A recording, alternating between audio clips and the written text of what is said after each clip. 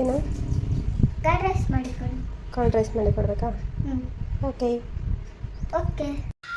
ನನ್ನವಳು ಚಂದನ ಹೆಂಗರುಳ ಹೂಮನ ಋತುವೆ ಸುರಿಸು ಇವಳಿಗೆ ಹೂಮಳೆ ಎದೆಯಲಿ ಆದರ ತುಂಬಿರುವ ಸಾಗರ ನನ್ನ ದೊರೆಯ ಹೃದಯ ನಿವಾಸಿನ ಅರೆರೆ ನುಡಿದೆ ಕವನ ನುಡಿಸೋ ಕವಿಗೆ ನಮನ.